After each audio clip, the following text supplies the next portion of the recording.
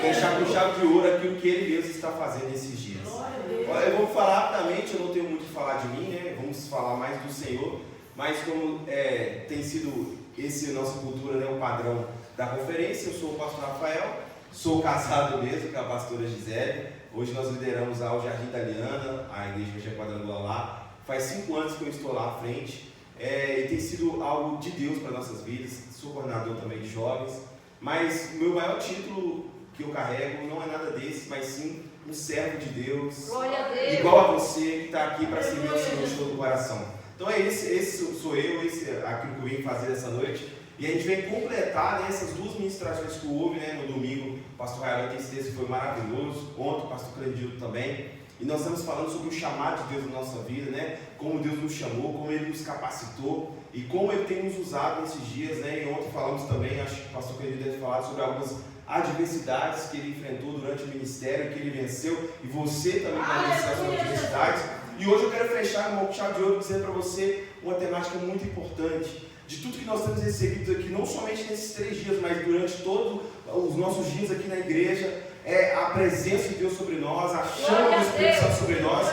E a temática da minha mensagem é mantendo essa chama acesa no seu coração. Como manter a chama do Espírito Santo acesa dentro do nosso coração? Porque a conferência, meu irmão, ela pode ter começado domingo, mas ela nunca acaba. A conferência, o encontro com o Espírito Santo é todo dia. E é essa busca que nós vamos fazer nessa noite, manter essa chama do Espírito Santo acesa no nosso coração. E para isso a gente precisa entender o que Deus está fazendo. Se você está aqui hoje, primeiro, é porque você tem um chamado do Senhor. Se você está aqui hoje, Deus não chama alguém que não tem propósito. Então você tem chamado e você tem propósito. E todos esses propósitos chamados, você vai enfrentar adversidades, mas no Senhor você vai vencer todas elas. E hoje eu vou trazer para você essa visão, essa perspectiva de como você vai manter a chama acesa diante da presença de Deus. Eu acredito que muitos aqui saibam, mas eu acredito que Deus quer relembrar você, porque uma coisa a gente sabe muito da palavra. Mas não é saber da palavra que vai mudar a nossa vida. O que muda a nossa vida é o praticar da palavra. Então, por isso, nessa noite, eu quero te falar, olha, quando eu recebi o meu chamado de Deus, eu lembro que eu me converti em 2011. Me batizei dia 4 de dezembro de 2011. E até hoje estou na presença e nunca mais saí dela. E nesse período, meu irmão, quando Deus me chamou, eu tinha tentado suicídio 3 vezes, não tinha dado certo. Eu fui um filho criado só com mãe. A gente já passou muitas dificuldades, eu tive que catar comida na rua para comer com minha mãe. Foi uma infância muito difícil. E foi nessa temporada que Deus me encontrou, me adotou, me chamou, me capacitou e hoje eu estou aqui com você. Então, eu não sei de onde você veio, não sei qual que é a sua origem, mas eu sei que o nosso Deus, Ele vê aquilo que o homem não vê. Se Deus pode pegar alguém tão simples, e usar, Ele pode usar você também, que até tem mais dons do que eu, de uma maneira sobrenatural na presença dele. Nós precisamos entender que Deus, Ele tem um chamado para cada um de nós. E o nosso papel é dizer, eis-me aqui, porque o resto, quem faz pela graça, é o Senhor Deus Todo-Poderoso. Então hoje eu quero falar sobre mantendo a chama acesa. Qual chama, pastor? A chama da presença do Espírito Santo. De tudo que você está recebendo aqui, você não está aqui nos domingos, nas quartas-feiras, nas cruzadas, nas campanhas, nos cultos de mulheres, de homens, de jovens, enfim. Qualquer coisa que você está aqui para receber, não informações, mas a revelação de Deus. E para isso mudar a sua vida, porque você está passando por uma jornada de transformação. Deus não quer só mudar você, Ele quer mudar você para que você mude outras pessoas. Deus quer curar você para você curar outras pessoas. Antes de Deus fazer, meu irmão, nas pessoas, Ele vai fazer em você, porque através de você Ele vai te usar para tocar outras pessoas. Por isso que você transformado, você tem o poder de transformar outras vidas. E esse é o papel do Espírito Santo na nossa vida. E eu queria que você abrisse um livro, muito fácil, quero que você abra comigo no livro de Levíticos, em nome de Jesus.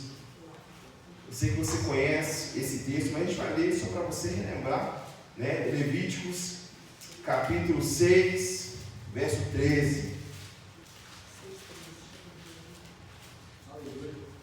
Você vai bater o olho e você vai falar assim, eu lembro disso aqui, eu já vi em algum momento.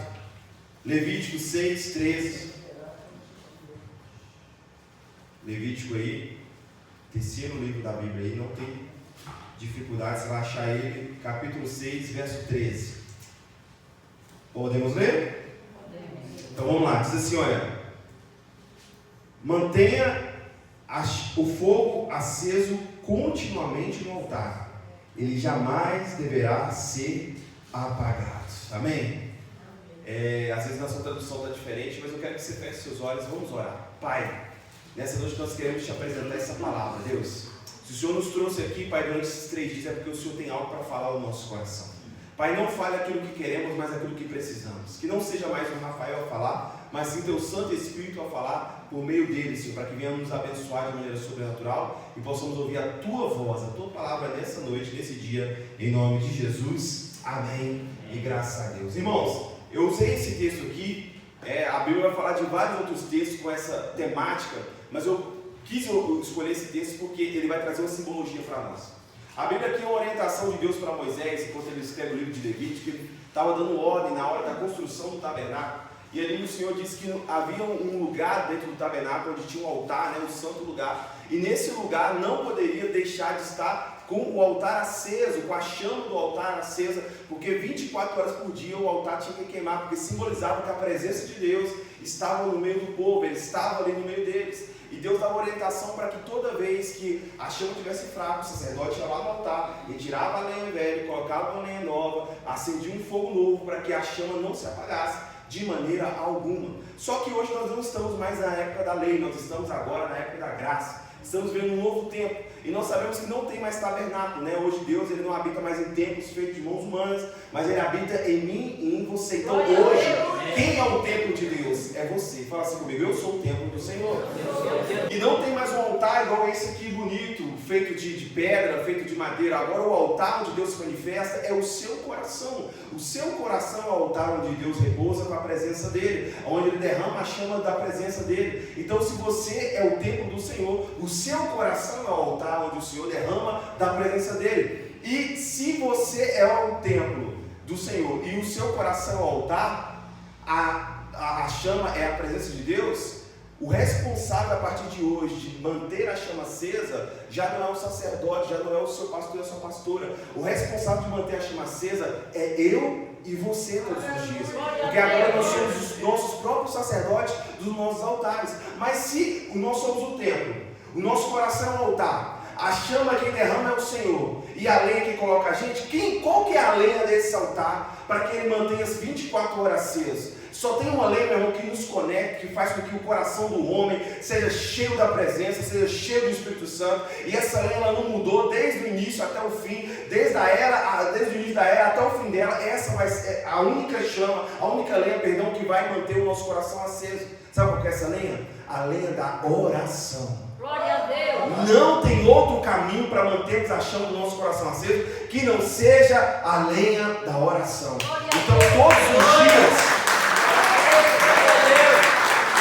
os dias o Espírito Santo está te convidando para trocar a sua lenha do seu altar, colocar a lenha nova através da oração, porque quanto mais eu oro, mais a chama do Espírito Santo ela aumenta no meu coração. Eu não conheço ninguém que ora muito e está triste, abatido, se sentindo fracassado e frustrado. Não, a Bíblia vai mostrar pelo contrário. Quanto mais o crente ora, mais capacitado ele se torna, mais alegre ele se torna, porque o poder do cristão está numa vida de oração do Senhor. Glória a Deus. E quanto mais eu oro, mais a chama do meu altar ela se acende. Então se existe um caminho para mim e para você manter o nosso coração queimando pela presença, é uma vida de oração. E eu quero te fazer uma pergunta, meu irmão, nessa noite: como que anda a sua vida de oração? Porque orar não pode ser algo eventual, não pode ser no domingo nem na quarta. Orar tem que ser algo contínuo e todo dia. Porque todo dia Deus quer derramar uma chama nova sobre o seu coração. E olha, muitas vezes você era alguém de oração ano passado, só que a lenha que você colocou ano passado, ela não serve para esse ano. Esse ano você tem que orar, mas eu digo que em casos mais críticos, a oração que você fez semana passada, ela não serve para hoje. Hoje precisa de oração nova. A oração que você fez ontem já não serve para hoje. Hoje precisa de oração nova, porque é essa oração de hoje que vai acender fogo para te manter de pé amanhã. Então, quanto mais eu oro, mais o fogo de Deus está sobre a minha vida. E sabe qual é o caminho para todo crente ser vitorioso? É através da oração. E às vezes a gente está procurando em outros lugares a vitória, e a vitória está de joelhos dobrados. A arma do cristão é a oração. E se você às vezes está abatido, pastor, eu estou cansado, estou frustrado, estou me sentindo sobrecarregado, eu digo para você, irmão, um tempo de oração de qualidade com Deus é suficiente para renovar a sua fé. Às vezes nós procuramos ir lá na internet ouvir uma mensagem, ir lá ouvir na igreja, ouvir uma palavra, e isso é bom, isso vai te honrar. Às vezes vai pegar um hino, colocar para você ouvir, mas esses papéis, eles não vão substituir o papel principal, que é o papel de uma vida de oração com o Senhor. Meu irmão, é só com oração que a chama vai se manter acesa e você vai ter força para vencer os desafios de todo dia. E porque a vida do cristão ela não vai ser fácil, diariamente a gente vai enfrentar obstáculos, mas se eu tiver uma vida de oração em dia, meu irmão, rapidamente e de maneira eficaz eu vou vencer qualquer um desses obstáculos, porque a minha força ela não vem, meu irmão, de mim mesmo, a minha força vem de Deus. E para acessar, meu irmão, o céu.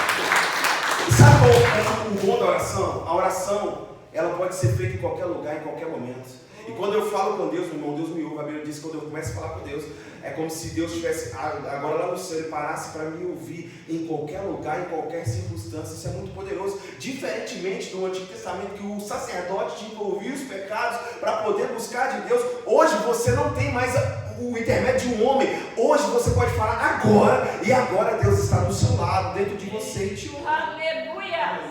Olha que poder maravilhoso, mas sabe qual é o problema da oração, meu irmão? Nós sabemos muito, mas praticamos pouco. E o que vai mudar a nossa vida, meu irmão, deixa eu falar para você, pode vir um profeta aqui, meu irmão, de Israel, da África, de qualquer lugar, e pregar palavras maravilhosas, mas se você não pegar e começar a ter uma vida de oração na sua casa, não é mensagem de pregador que muda a sua vida. Ele pode despertar você para mudar, mas o que transforma a sua vida é um relacionamento diário com Deus, mantendo essa chama acesa todos os dias da sua vida. Então eu quero que você faça uma autoanálise. Como anda hoje a sua vida de oração? Às vezes você está desanimado, mas o problema não é o culto, o problema não é a palavra, o problema não é o louvor, o problema é nós que estamos por dentro, meu irmão, praticamente com a chama apagada. Mas todo dia, meu irmão, é a oportunidade de Deus renovar as suas forças, derramar um fogo, uma chama nova na sua vida, se você buscar o Senhor e começar a orar no seu lugar. Então eu quero dizer para você, irmão, nós vamos enfrentar batalhas. Eu vou contar para você um testemunho de algo que eu aprendi no Senhor. É um de muitos, né, que nós pastores passamos. Porque às vezes você pode pensar que por ser pastor a gente não passa por luta, a gente não chora, mas a gente passa, não, a gente chora. E eu vou te contar um testemunho porque é muito melhor do que eu falar do que a Bíblia escreveu há muitos anos atrás. Eu vou te falar de algo que a gente está vivendo hoje. Deixa eu falar para você uma história. Quando eu assumi a igreja onde eu estou hoje, Jardim da Aliança, eu cheguei lá e lá era uma loja. Era uma loja um pouco do tamanho desse templo aqui, só que um pouco mais estreita. E quando eu cheguei naquela igreja, eu lembro do primeiro culto no dia 5 de maio de 2019. Antes da pandemia eu cheguei lá e eu tinha assim umas 15 pessoas. E eu cheguei muito feliz, né? Pastor pela primeira vez, muito novo, eu era solteiro. E eu cheguei lá muito empolgado e o domingo o pastor Paulo foi lá me apresentar. Aí o pastor apresentou o antigo pastor e ele foi embora. Eu preguei a mensagem, quando acabei o culto eu fui cumprimentar os irmãos para conhecer os irmãos. Adivinha o que aconteceu, meu irmão? Um por um começou a ir embora. Eles falaram assim: pastor, só vim despedir do pastor Paulo, estou indo embora, Deus abençoe, tchau, prazer te conhecer. Foi embora. No fim das contas sobrou 6 pessoas comigo. Mesmo assim ficou 6, porque eu implorei para o irmão ficar e falar: não, tem Santa Ceia, semana que vem vai embora, não, só para você me ajudar a entregar a ceia, porque aí depois eu te deixo você embora, porque não tem nenhum diácono aqui. E aí ele foi e falou assim, por dó, eu acho que foi por dó de bem, ele falou assim: não, vou ficar então, pastor. E ficou tanto que ele está lá até hoje lá. Ele ficou um tempão comigo lá, e glória a Deus por isso. Mas sabe o que aconteceu? Eu cheguei lá e esse aluguel que eu pagava era uma loja, não era o tempo que a gente está hoje. Eu pagava R$ 1.500 de aluguel, é alto, né, irmãos? Mais que um salário mínimo a gente pagava de aluguel. Só que eu cheguei lá e a igreja arrecadava R$ 600. Aí você pensa, a conta não está batendo, está faltando muito dinheiro aí. E olha que é só o aluguel, não tem água, não tem luz, não tem taxa, não tem nada, só aluguel. E não tinha dinheiro. E eu fiquei preocupado. E além de pagar R$ 1.500 de aluguel, arrecadar R$ 600 da igreja, sabe o que aconteceu? Nós tínhamos R$3.000 de salário de aluguel atrasado. Então você pensa como que estava. Mas Deus foi tão maravilhoso, meu irmão, que a gente começou a trabalhar e Deus foi vendo recursos, foi vendo pessoas e foi suprindo todas as necessidades e a gente conseguiu pagar todas essas dívidas e manteve a igreja em dia. Só que teve um mês que eu pagava o aluguel dia 20 e eu cheguei no domingo de missões, lembro até hoje, fui abrir os papéis da igreja, a contabilidade, para ver quantos que tinha, porque na terça-feira eu tive que pagar o aluguel da igreja. Eu cheguei lá, Tamires, e abri a contabilidade e falei assim: eu tinha que pagar R$ 1.500. Deve ter um dinheiro bacana aqui para pagar. Quando eu abro a contabilidade, só havia em caixa R$ 175. Eu gelei. eu fiquei com medo, eu comecei a me desesperar, porque a gente é ser humano, na hora a gente começa a falar assim, meu Deus, de onde vai vir esse tanto de dinheiro? E já tinha passado o culto de primícia, passou o culto de missões, o culto da Santa Ceia já estava no culto de missões, ou seja, quem recebeu já entregou dízimo, já entregou oferta, agora é só Jesus. Então eu falei assim, meu Deus, Deus vai ter que operar um milagre.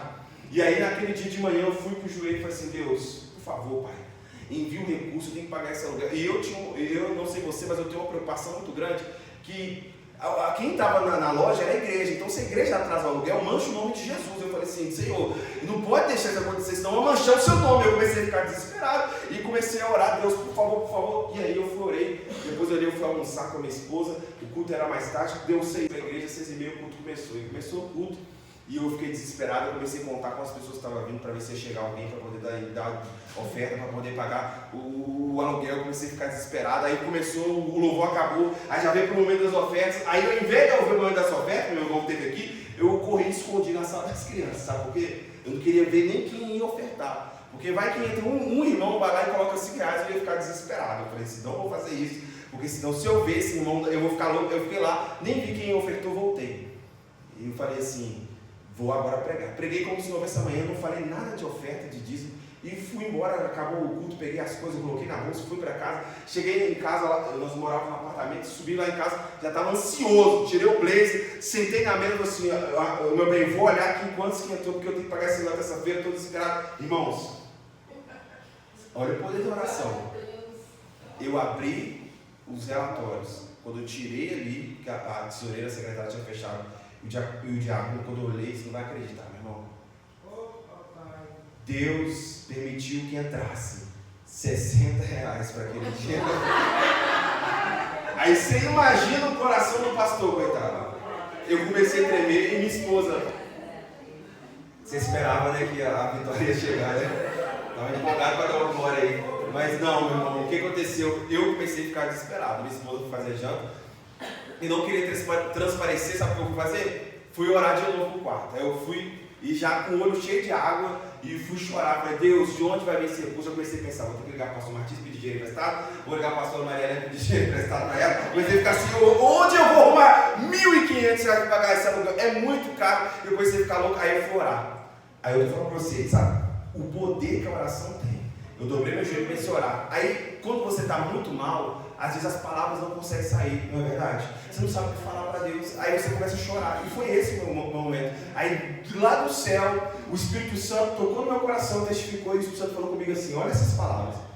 Rafael, quando Deus fala o nosso nome assim, dá até medo, né? Ele fala, Rafael, primeira coisa que você tem que entender, a igreja não é sua, a igreja é minha. Quem cuida dessa igreja sou eu, não é você. Glória a Deus. Segundo, você tem que aprender a descansar. Esse seu desespero é falta de fé no meu nome. Uau! Eu falei assim, que isso? E naquela hora, como se fosse um tapa de luva, né? Eu acordei para mim assim, e Deus falou para mim uma palavra que eu nunca mais vou esquecer. Ele falou assim, descansa em mim, porque eu estou cuidando de você e da igreja. Aí eu levantei, amém, irmãos? Aí eu levantei, subi as lágrimas, a minha esposa, o que foi? Eu falei assim, não, estou orando a Deus, Deus é maravilhoso. Mas por dentro, meu irmão, tremendo, de onde vai esse recurso? Porque, meu irmão, a gente tem fé, mas a gente é humano, a mente não para. E chegou a segunda-feira, começou a segunda-feira, tudo normal, terça-feira tinha que pagar o aluguel até 4 horas da tarde. Eu estou lá, segunda-feira, fazendo minhas coisas, para não pensar, mas quem deve, sabe, irmão, que você está lá fazendo as coisas, mas toda hora alguém te lembra, olha o boleto, olha o aluguel, olha o cartão, aí você fica lá, meu Deus, de onde vai vir o dinheiro? E aí, meu irmão, eu comecei a ficar tranquilo, voltava, e orando, e buscando, e continuei, mantive minha calma. À noite tinha célula. Eu era além de uma célula de jovens adolescentes lá no bairro Gávea, do lado. E eu fui para a célula, tô lá, fiz a célula, acabou a célula, aí tá todo mundo comendo lá os bolos, as comidas, aí do nada, a anfitriã, a mãe do anfitrião, ela ia na igreja de vez em quando, ela apareceu na sacada, a sala da grade, falou assim, Pastor Rafa, sobe aí. Lá na igreja me chamam de Pastor Rafa. Aí eu falei assim, fechou, subi lá correndo, sentei no sofá, falei, Rafa, ontem você estava pregando, eu sei que o senhor não estava falando nada sobre isso, mas na hora que você estava pregando, Deus começou a falar tão forte no meu coração, fazia tempo que eu não tinha essa sensação, e Ele começou a falar comigo, e eu estou aqui para obedecer a Deus. Olha o que aconteceu, o senhor estava pregando, e na hora o Espírito Santo falou assim comigo, sabe aquele dinheiro que você tem guardado, já tem uns 6 meses? eu quero que você dê para o pastor Rafael, porque eu preciso usar esse dinheiro para a minha glória. Você pode fazer. E ela foi e falou assim: pastor, eu já tentei comprar coisa na internet, deu errado. Eu já tentei usar esse dinheiro para várias coisas. Estou procurando onde gastar esse dinheiro e não encontrei. Aí Deus mandou te entregar. E ela foi abrir uma bolsinha, irmão, uma bolsinha de senhora. Abriu assim, tirou o dinheiro e colocou na minha mão. Eu estava tão ansioso.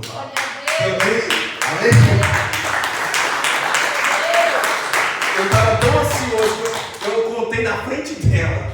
Eu comecei a contar uma coisa. Meu irmão, você não vai acreditar. Quando eu terminei de contar, tinha 15 notas de 100. O valor do aluguel certinho para pagar. E na hora eu chorei, eu quase abracei a mulher. Ela, amém, pastor, eu estava tão feliz. Eu fui para casa e mais uma vez Deus falou comigo: Rafael, eu fui orar para agradecer. Deus falou assim: Rafael, quem cuida da igreja sou eu. Confie em mim, porque eu estou cuidando. E aí ele falou: você lembra quantos que tinha em caixa? Eu falei: tinha 175 mais 60, tinha esse valor. Ele falou assim: então, eu estou dando o valor do aluguel e ainda está sobrando no caixa, para você saber que eu sou Deus na sua vida e Deus naquela igreja. Irmãos, que isso? A bênção foi maravilhosa. Obviamente todos usamos a irmã como instrumento, mas olha o poder que a oração tem. A oração, ela, além dela atrair o milagre, ela acalmou o coração daquele que precisava ouvir. Às vezes você está desesperado, você está arrancando os cabelos, você está triste, está chateado. E eu estou aqui para dizer para você: não é a mão do profeta na sua cabeça que vai mudar a sua realidade, mas o joelho dobrado diante do Senhor, irmão, tem poder de mudar a vida de muitas pessoas, inclusive a sua. Olha o que a sua pastora falou: vamos orar porque Deus pode me achar. A oração tem o poder de mover o céu e a terra, de alinhar o céu com a terra. Anjos estão, irmão, esperando as nossas orações para cumprir o propósito de Deus. Irmão, se você soubesse o poder que a sua oração tem, você não deixava um dia de orar, meu irmão. Tem irmãos, tem irmãs, tem pessoas que são alcançadas, não é pelo evangelismo, é pela oração, porque antes da palavra entrar, a oração chega primeiro. A oração tem poder de chegar aonde, meu irmão? As nossas palavras não podem chegar. Eles podem negar nossas palavras, mas eles nunca vão poder negar o poder da nossa oração. E muitas das vezes você está aqui desesperado, triste, pensando em parar, pensando em falar assim: o que vou fazer? De onde eu vou tirar a resposta? E eu digo para você, meu irmão, a resposta está aqui. Cristo, seu Senhor, Ele está te ouvindo. Se você orar, Ele vai responder com muita graça aquilo que você precisa e também usar você como canal de resposta para outras pessoas. Glória a Deus. Você sabia que você aqui hoje, oração para alguém, de alguém? E amanhã os que vão sentar nessas cadeiras vão ser resposta de oração minha e sua. Olha o poder que tem manter a chama do nosso altar acesa. Então, meu irmão, não adianta a gente fazer uma cruzada, 10 cruzadas, 20 conferências, se você na sua casa não manter a chama acesa, meu irmão. Não é de culto em culto que ela acende, é todo dia através do poder da oração. Eu quero já finalizar para a gente poder orar. Eu quero usar um texto que eu acho maravilhoso, que é o texto de Gênesis 25, se você quer acompanhar, um deles será mais forte do que o outro, mas o mais velho servirá o mais novo. Ou seja, agora eu quero que você entenda o contexto. Você só lê assim, você fala assim: amém, Deus curou a infertilidade de Rebeca, glória a Deus. Mas para pensar, quem era Isaac? Isaac era filho de quem? Abraão. Abraão era o pai do quê? Da fé, era o pai de multidões. Aí você para e pensa: o filho de Abraão tem uma esposa que é estéril. O que Isaac poderia fazer? O que muitos de nós fazemos muitas vezes. Isaac podia virar e se vitimizar e falar assim: Marcos, olha, o Reinaldo, por que Deus, o Senhor está fazendo isso comigo? Meu pai era Abraão, meu pai era o pai da fé, o pai de multidões, porque eu, o filho de Abraão, estou passando por essa luta, estou passando essa dificuldade, que minha esposa, Rebeca, que foi o Senhor que escolheu, se você lembrar, quem escolheu Rebeca para Isaac foi o próprio Deus através do servo de Abraão. Por que o Senhor está permitindo isso acontecer na minha vida? Porque agora? Muitos de nós fazemos isso, meu irmão. Mas sabe qual foi o posicionamento de Isaac, o filho de Abraão, meu irmão? Ele não se vitimizou, ele não foi lamentar, ele esboçou uma frustração perante Deus. O filho de Abraão virou para Deus e foi orar. E a Bíblia diz que no mesmo texto, no mesmo versículo, na mesma linha que fala que Isaac orou, fala que Deus respondeu a oração dele, e a oração de Isaac foi respondida, ao ponto de Rebeca não ser grávida, não só de um, mas de 2 filhos que foram gerados no ventre dela. Sabe o que é isso, irmão? Nós temos que parar de vitimizar, de tentar encontrar um culpado, dobrar o nosso joelho e orar, e o Deus que está lá em cima, Ele vai responder a nossa oração de maneira abundante sobre a nossa vida, porque a gente não é vítima, a gente não está vivendo uma vida de vitimismo, mas, meu irmão, nós vivemos um Deus Todo-Poderoso. E quando nós entendemos isso, ao invés de a gente ficar murmurando pelos cantos, a gente dobra o joelho e busca sabendo que Deus pode responder. Então, meu irmão, nós temos que parar de terceirizar. Não, a culpa é da minha mãe, a culpa é que eu sou pobre, a culpa é que eu sou preto, eu sou branco, eu sou gordo, eu sou magro, eu sou Silva, eu sou Pereira. Não, meu irmão, a culpa não é de ninguém. O poder que há em você, se você só